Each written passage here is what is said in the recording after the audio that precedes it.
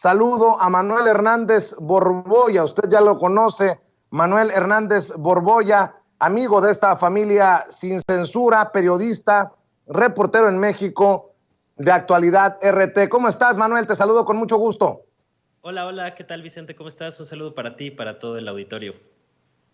Gracias. Y también saludo al doctor Isaac de Paz González, jurista y constitucionalista, miembro de esta familia Sin Censura. Doctor, te saludamos con mucho gusto. Hola, ¿qué tal, Vicente? Hola, ¿qué tal, público de Sin Censura? También saludo a Manuel, ¿qué tal?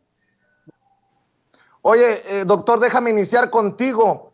¿Cómo ves desde tu trinchera legal esta posibilidad de que Lorenzo Córdoba y sus muchachos y muchachas, nótese mi sarcasmo, determinen aplazar temporalmente el proceso de revocación de mandato, contrario a lo que mandató la Suprema Corte de Justicia de la Nación? Así lo entiendo, corrígeme si estoy equivocado.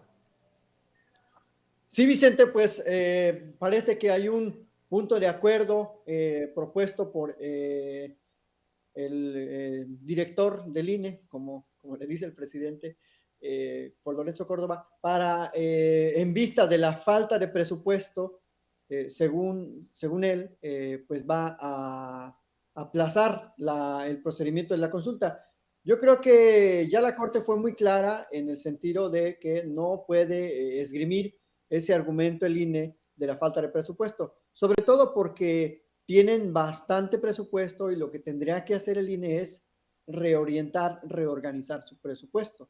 La propia pues consejería, el propio consejero presidente, yo creo que tiene muchos asesores de sobra y por ahí podríamos empezar a ahorrar muchísimo dinero.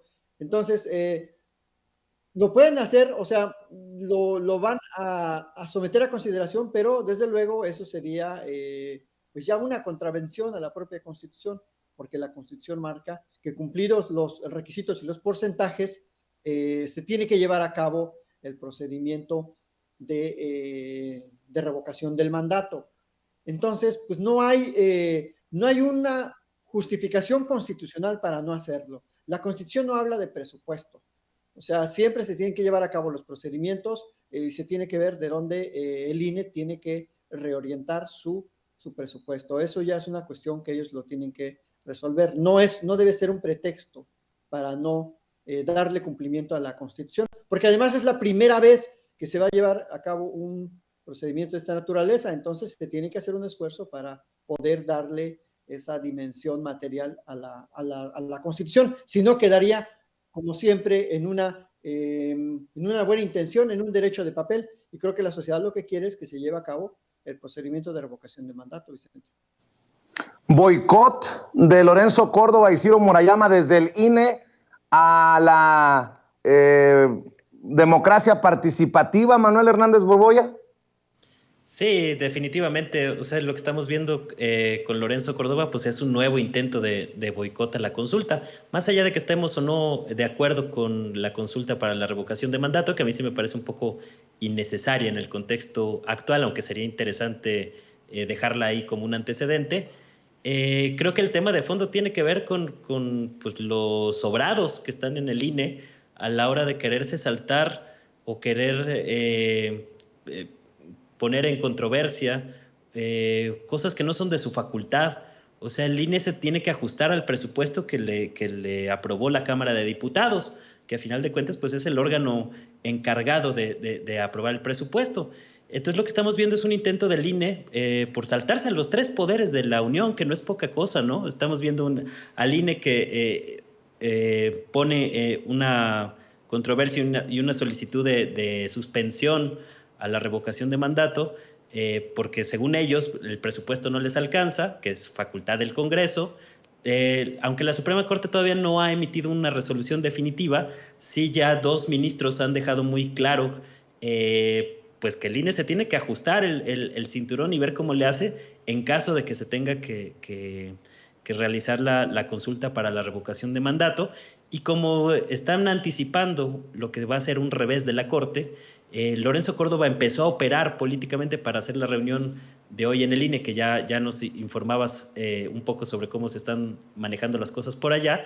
Y la idea de Córdoba va a ser posponer lo más posible la revocación de mandato o tirar la mayor cantidad de firmas recabadas para declararlo improcedente. Esa va a ser la maniobra política. Y yo creo que ese es el verdadero trasfondo del asunto, que el INE, una vez más, está operando políticamente en función de sus intereses sectarios, de sus intereses particulares. Y en el caso de Córdoba, pues está operando no como un funcionario público que tiene que acatar las órdenes de los otros poderes, sino que realmente está operando como un político opositor. Entonces, si quiere ser político opositor, pues está muy bien, ¿no? Pero que debería de abandonar el cargo y construir su carrera política por fuera, porque no puede ser que se utilice una posición como la del consejero presidente del INE, que debería ser un árbitro imparcial, como no lo han sido en al menos 2 o 3 procesos electorales que nos ha tocado padecerlos de manera muy clara y contundente, y que ahora salgan con que pues el INE va a hacer todo lo posible porque no se realice la revocación de mandato, simple y sencillamente porque no se quieren ajustar el cinturón y quieren seguir derrochando como ya estaban acostumbrados durante muchos años. Y esta es una muestra evidente de las ínfulas tan grandes que desarrolló un sector de la alta burocracia en México, que estaban muy apapachados, muy consentidos, estaban acostumbrados a tener miles de asesores para realizar funciones que podrían hacer con menos gente, a recibir una serie de privilegios. Y pues no es la primera vez que esto pasa, o sea, pues ahí está el alto salario que están recibiendo los consejeros a pesar de los cambios en las leyes que hubo a principios del mandato de López Obrador. Y pues esta es una muestra de cómo en el INE hay un sector encabezado por Lorenzo Córdoba y sus consejeros más cercanos que están dispuestos pues a disputar políticamente sus espacios de privilegio, y esto pues en esencia me parece algo totalmente antidemocrático. Isaac, Lorenzo Córdoba, árbitro, o como expone Manuel, un político opositor, o al menos actúa como un político de oposición. Y más allá, ¿qué precedente crees que podría sentar esto de que el INE se pase por el arco del triunfo a los 3 poderes? Al Ejecutivo, que está pidiendo la revocación de mandato, que apoya abiertamente el proceso de revocación de mandato, el Legislativo, que es el que les cortó el presupuesto que habían pedido, bueno, no les aprobó lo que pidieron, y el Judicial, en este caso la Suprema, que está pidiendo que se haga.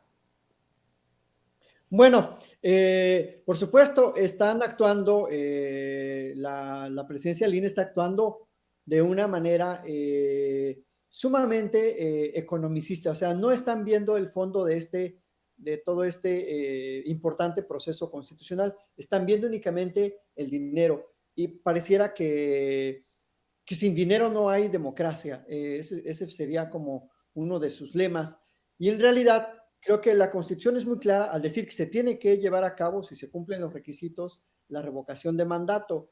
El INE tiene que buscar las maneras. Entonces, ahí no se ve que el INE tenga una intención democrática, una intención de que la gente participe y de darle apertura a esa opinión de la sociedad que quiere sentar un precedente importante para poder, en su caso, revocar el mandato de un presidente si es que no está actuando acorde a los intereses de la nación. Y creo que eso es algo histórico que tiene que suceder más allá de que si el resultado va a ser que se quede o que se vaya el presidente López Obrador. Entonces, es ese miedo a la democracia participativa, a la democracia popular de abajo. Solo les gusta la democracia electoral. Y es que precisamente le metieron esta reglamentación al artículo 35 de la Constitución diciendo que se lleve a cabo el procedimiento de mandato cuando no coincida con jornadas electorales. Y eso es lo que nos hace situarnos en una posición de muchísimo gasto, porque se tiene que hacer un gasto especial para este procedimiento, cuando bien se puede llevar a cabo junto con junto con la jornada electoral ordinaria. Entonces, esa parte sí fue una regla muy tramposa del diseño de la revocación de mandato, y yo considero que sería un presidente muy que pudiera llevar a una crisis institucional si el INE decide que no va a llevar a cabo, que no va a continuar más bien con esta etapa preparatoria de la revocación de mandato, porque la Corte, como bien dice Manuel, no se ha pronunciado de fondo, pero ya le dijo que no hay pretextos. El legislativo, pues ya está haciendo lo propio, y el Poder Ejecutivo, pues también va a hacer lo propio. Así que no puede un órgano autónomo ir en contra de el resto de los órganos constitucionales que son pues de mayor jerarquía, de mayor valía y en su caso pues se tendría que judicializar para el asunto para forzar al INE a que lleve a cabo la revocación de mandato con alguno de los mecanismos que ya conocemos como son las acciones o las controversias constitucionales. Entonces yo considero que se va a hacer la revocación de mandato, pero bueno, le van a tener que hacer manita de puerco al INE con algún mecanismo judicial, porque creo que de otra manera no van a entrar en esta razón de importancia democrática que está detrás pues, de todo este procedimiento de revocación de mandato. Creo que esto es lo que va a pasar, Vicente, si es que el INE logra este punto de acuerdo de frenar la revocación de mandato el día de hoy. Bien, Manuel Hernández Borboya, también veo cómo en nado sincronizado medios de comunicación, periodistas hablan de irregularidades en las firmas que se están recabando para este proceso de revocación de mandato. INE exhibe firmas falsas en revocación, expulsan a 600 promotores y auxiliares por apoyos chuecos. Dice el presidente que lo que no mancha tizna, y aquí es donde empieza esta maquinaria para manchar este proceso, más allá de revocación de mandato, un proceso de democracia participativa, Manuel. Sí, ya están viendo cómo hacerle para tratar de tirar este asunto, porque como bien lo comentaba Isaac, pues esa es va a ser una batalla perdida para el INE. Ya los tres poderes ya se pronunciaron, ¿no? Y los tres sale perdiendo. ¿O qué? ¿El INE cómo le va a hacer para imponerse a estos tres poderes? Entonces lo que va a tratar de hacer es operar políticamente en función de lo que puede maniobrar. ¿Y qué es lo que puede maniobrar? Pues el asunto de las firmas. Por eso no es casualidad que ya vimos, como bien lo comentas, el nado sincronizado en estos últimos días, la portada del periódico Reforma, ya señalando algunas irregularidades, pero también hasta yo creo que eso les va a costar trabajo, porque simplemente una sola organización, estaba leyendo por ahí, entregó 3.5 millones de firmas. Ponle tú que de esas, pues, 500,000 estén mal, o 1,000,000 si tú quieres, pero pues es una cifra que los deja muy cerca de los 2.7 millones de firmas necesarias para la revocación de mandato. Entonces, si el INE se va a aventar ese tiro, no la va a tener nada fácil, porque a final de cuentas, pues se va yo no creo que el presidente López Obrador, por ejemplo, se vaya a quedar callado, no creo que mucha gente se vaya a quedar muy conforme con esa situación. Entonces, políticamente le va a ser muy difícil al INE echar abajo todas esas firmas. Y yo creo que justamente por eso Córdoba convocó a la reunión extraordinaria de hoy, porque están viendo que no les va a alcanzar para desechar todas las firmas que necesitan para no echar a andar la consulta, y pues van a tratar de demorarla, de aplazarla, de hacerla cansada, pero realmente pues es la crónica de una batalla perdida, o sea, porque aun cuando se desechen las firmas, pues todavía puede escalar otra vez el tema al Tribunal Electoral. Es decir, lo que están buscando ahora pues es hacerla cansada lo más que puedan, para dilatarlo lo más posible, a ver, echarle un poco la bolita también al Tribunal Electoral, a ver qué resuelve, y pues ahí se van a ir lo más posible. Es como una estrategia de desgaste la que va a seguir Lorenzo Córdoba, pero a mí lo que me parece sorprendente pues es a qué grado y a qué nivel está llegando el consejero presidente del INE para tratar de contravenir una obligación legal que tiene el Instituto Nacional Electoral, más allá de que les guste la consulta o no, y la manera en que están llevando este tema, pues lo están haciendo de la manera más cansada posible, nada más y sencillamente porque no se quieren apretar el cinturón. Es decir, es increíble que ahora resulta que los mexicanos y los otros tres poderes, el poder ejecutivo, legislativo y judicial, nos falta que vayan a ser rehenes de un órgano electoral que además ha sido pues bastante ineficiente en la tarea que se le ha concedido o las tareas para las cuales fue diseñado, porque pues en todos los recientes procesos electorales el INE ha quedado muchísimo a deber. O sea, no es posible que ahora con una mano en la cintura pues quieran imponer su voluntad por encima de pues, la gente y de todas las instituciones habidas y por haber. Entonces, hasta políticamente se me hace un disparate esto que está maniobrando políticamente Lorenzo Córdoba y compañía. Así es, y déjenme cambiar de tema porque también es muy interesante lo que ocurrió ayer en Tabasco. Isaac de Paz González, doctor, dame tu opinión.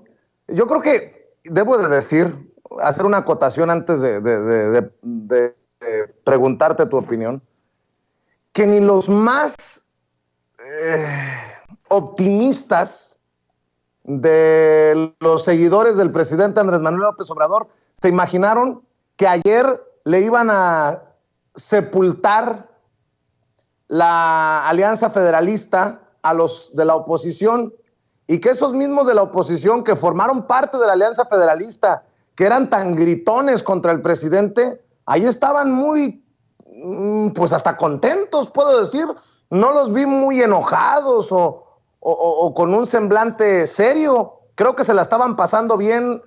¿Y qué piensas de estos gobernadores de oposición que parece que se alinean, y qué bueno por el bien de México y de los estados, a el gobierno de la Cuarta Transformación? De hecho, hasta Alfredo del Mazo sale a decir que los gobernadores y gobernadoras respaldan la estrategia de seguridad del presidente Andrés Manuel López Obrador, que tanto le han criticado precisamente desde la oposición con lo de abrazos y no balazos, mi querido doctor.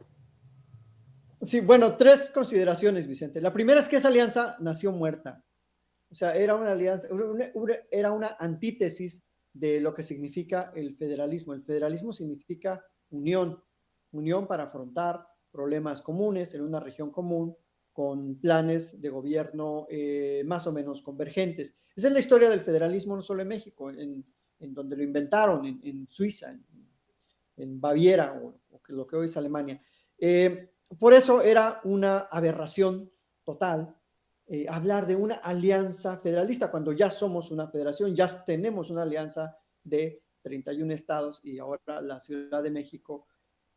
Por lo tanto, pues resultaba muy chocante el nombre, pero como tú lo dices, era simplemente un grupo de gobernadores que vociferaban en contra de todo lo que proponía el presidente en su ausencia, y en su presencia, como ayer lo vimos, pues casi le rinden pleitesía, ya parecen más morenistas que otra cosa. El segundo aspecto es que también, como andan en la orfandad económica y política, carecen de un liderazgo, no ha fraguado el sí, no ha fraguado el PRIAN, no saben si su patrón es Gustavo de Hoyos o Claudio X González, o ya no saben, ya tienen una pérdida de identidad política, y creo que les conviene, o sea que también lo hacen por oportunismo político, les conviene plegarse al presidente de la República, porque claro, saben que si no se suman a ese liderazgo, sus estados de por sí que van mal, pues pueden ir peor, sobre todo los estados opositores, y me refiero, por ejemplo, a Diego Siñue o al de Tamaulipas, que seguramente terminando su mandato, pues habrá que procesarlo como debe de ser. Entonces, también lo hacen por ese oportunismo político, Vicente. Y sí, también es verdad que necesitamos que las gubernaturas estén cercanas al Poder Ejecutivo, no en términos políticos, pero sí en términos de operación para la buena gobernanza. Por ejemplo, en el tema de la seguridad, sí necesitamos un marco común de trabajo, y es sano en ese sentido que se reúnan, que dialoguen, que vean cuáles son los problemas que nos aquejan a la sociedad en el aspecto de la seguridad pública, y se trace una sola ruta. Y creo que la CONAGO tiene que retomar pues esa consistencia y que ha quedado mucho de ver la CONAGO en cuanto a la seguridad pública, que es el gran tema que muchos le reclamamos, no solo a la CONAGO, sino a la Federación. Entonces, por ese aspecto, Vicente, esas serían las 3 consideraciones que yo vería. Y por lo demás, bueno, ya políticamente hablando, pues es muy lamentable la forma de actuar de algunos gobernadores cuando no está el presidente que cuando lo tienen enfrente, ¿no? Cuando no está, pues hablan pestes de él y cuando le tienen enfrente casi le besan la mano. Así que bueno, pues ahí esa es la típica oposición que hay en muchos estados todavía. Fíjate, Isaac, que Manuel Hernández Borboya lo ha puesto muy bien en Twitter, retuiteando una declaración de Mauricio Curi, el gobernador panista de Querétaro, y la foto en donde se ve extasiado a Samuel García tomándose la foto muy cerquita, abrazando a Cuauhtémoc Blanco, con un cabeza de vaca también extendiendo el brazo. Dice Mauricio Curi, en la CONAGO con nuestro presidente. Ojo con cómo lo escribe. En la CONAGO con nuestro presidente. Sostuvimos una reunión para trabajar en conjunto por nuestros estados y país. A darle. #Juntos Adelante. Y Manuel pues ya le pone el tiro de gracia. Dice, puro ambiente tras el golpe de estado. No cabe duda que la 4T es una dictadura completamente atípica en la historia de la ciencia política. Ah, Manuel. Pues sí, pues es que, digo, ya que están de moda los disparates y las exageraciones, pues contrasta mucho esa declaración del golpe de Estado por un acuerdo administrativo, pues con el ambientazo que había ayer en Tabasco, ¿no? Pues ahí vimos muy sonrientes, más allá de lo institucional, porque como lo comentabas, pues el tuit de Curi me parece emblemático, como no señala, estamos con el presidente López Obrador, estamos con nuestro presidente, es decir, lo asume como propio, ¿no? Al menos Curi, que era uno de las fichas del PAN, o alguno de los que estaban ahí promoviendo para el 2024, ¿no? Entonces es increíble cómo López Obrador en 3 años desarticuló lo que se empezó a construir a principios del mandato como un bloque opositor por parte de los gobernadores y de los partidos, porque también en la semana vimos muy contentitas a las cúpulas del PAN celebrando que se habían reunido en la Secretaría de Gobernación para discutir y negociar un acuerdo de unidad nacional. Es decir, qué extraña dictadura es esta de la Cuarta Transformación, donde los opositores se sientan a negociar, se les nota de buen talante ahora que se están acercando al gobierno, y pues les tomó 3 años darse cuenta que si querían avanzar políticamente, pues tenían que ver por el bien del país, y ver por el bien del país, pues en estos momentos, pues implica pues sentarse a negociar, a lo mejor no concederle todo, pero sí por lo menos sentarse a negociar y a ver qué se puede construir de la mano del gobierno. La política golpista que estuvieron promoviendo 3 años, pues los terminó hundiendo más. Entonces ahorita están reculando muchos de estos sectores opositores y ahorita están comiendo de la mano del presidente López Obrador. Es increíble cómo ahora sí que los domó de una manera muy clara y contundente, y la reunión que vimos ayer en la CONAGO yo creo que fue una muestra de ello. ¿Y qué es lo que ha hecho López Obrador? Pues ha ido premiando a los gobernadores que le han sido dóciles, ¿no? Sobre todo con nombramientos como embajadores de algunos países o cónsules o cosas de este tipo, que pues prácticamente son unas becas en el extranjero, pero ha sido una manera que ha tenido López Obrador como de premiar a quienes no le han rezongado de más, ¿no? Entonces, pues ha sido muy hábil políticamente López Obrador para ir acabando con estos bloques opositores que nacieron bastante débiles. O sea, yo creo que nunca fueron conscientes de la gran debilidad que tenían, y apenas ahorita, 3 años después, increíblemente, les está cayendo un poquito el 20, al mismo tiempo que no les está cayendo ese mismo 20, pues a las élites académicas y de intelectualoides o pseudointelectuales, fifís, que pues andan ahorita desatados, ¿no? Entonces ahí se ve cómo hay un divorcio y una desconexión de la realidad, y no solo de la realidad de la calle o de la gente de a pie, ¿no?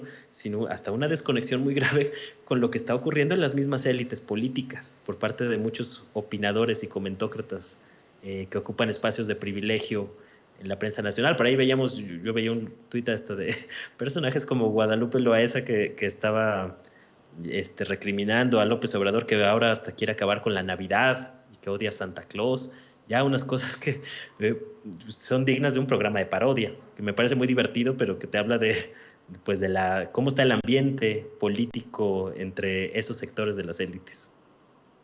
Cerramos con eso. Dame tu opinión, doctor Isaac de Paz, porque pareciera una locura, ¿no? Van desde emperador, Calígula, Hitler, no, han dicho de todo del presidente Andrés Manuel López Obrador. Ahora Guadalupe Loaesa le manda una carta a Santo Claus para que no venga a México.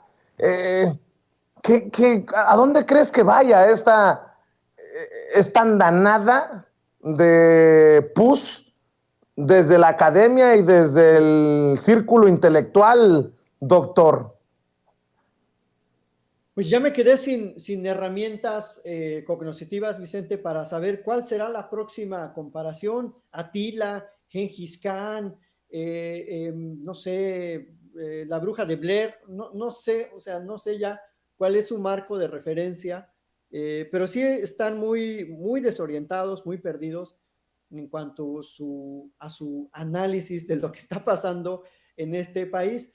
Creo que no están entendiendo nada. Creo que va a pasar el sexenio y no van a comprender que se tienen que buscar nuevas formas de gobernar, se tiene que gobernar para la sociedad, para el pueblo, que hay, por supuesto, en el camino muchas piedras, muchos obstáculos que vencer, que hay también mucha política, pero creo que no están siendo, sobre todo, autocríticos, no están pensando en el país de todos, están pensando solamente en sus privilegios, en sus trabajitos, en su muy pequeña burbuja de influencia y de intereses, porque cabe señalar que toda esta intelectualidad pues estaba muy relacionada con el poder, muy cercana al poder, aparecía en todos los medios, tienen sendos contratos con las grandes editoriales, entonces están como en ese delirium tremens de no saber qué hacer cuando el poder político, que en este caso es el presidente de la República, ya no les da la misma oportunidad de estar cerca de él, ya no les da contratos, ya no les rinde pleitesía, ya no los invita a las comilonas, y creo que están por esta razón ya muy perdidos, y se atreven a compararlo con cualquier cosa, aunque luego dicen que no están haciendo comparaciones, o sea, están creo que ya en un nivel muy elemental ya de entendimiento humano. La verdad es que es muy lamentable que los intelectuales hagan ese tipo de comparaciones y busquen salidas pues bastante irrisorias, infantiles. La verdad es que qué pena que tengamos todavía que lidiar con algunos de estas personas, pero bueno, es parte de la política, Vicente, pero también hay otro sector, un crítico, y pues yo felicito a tu programa siempre porque aquí por lo menos echamos chascarrillos, pero pues más o menos centrados en los verdaderos problemas de México, y creo que es una gran diferencia. Precisamente sobre eso, Manuel Hernández Borboya, sobre lo que está diciendo el doctor Isaac de Paz González, qué falta de valentía y de honestidad intelectual, sobre todo de Javier Sicilia y de Sergio Aguayo, que básicamente dicen que somos unos pendejos, que no sabemos leer o que entendimos mal, básicamente, y no exagero, ya dijo Javier Sicilia con todas sus letras que no sabemos leer porque él nunca dijo que Andrés Manuel López Obrador es Hitler. No, simplemente dijo que tenía la misma psicología, y en el caso de Sergio Aguayo, más o menos el mismo boleto. Pues, ¿qué pretenden, Manuel? ¿Lo has pensado? Sí, digo, pues es complicado, o sea, sobre todo en el caso de Sicilia, que durante un tiempo pues fue la voz de muchas víctimas en el país, que yo creo que hizo algunas cosas notables, pero que evidentemente pues está muy extraviado políticamente, y que ahora pues en estos arrebatos y en estas comparaciones y en estas analogías tan desproporcionadas, exageradas, pues acaba reproduciendo el mismo discurso de personajes como Enrique Krause en contra del populismo.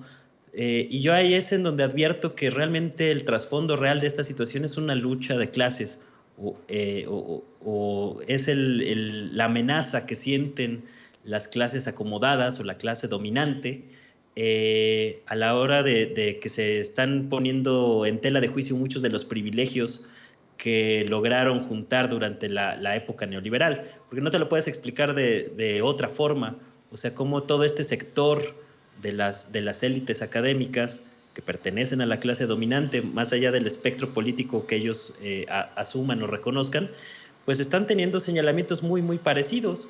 O sea, lo que comentaba Cecilia, pues ahora resulta que cualquier líder popular con capacidad de convocatoria y de movilizar a la gente a las calles va a ser equiparable con Hitler.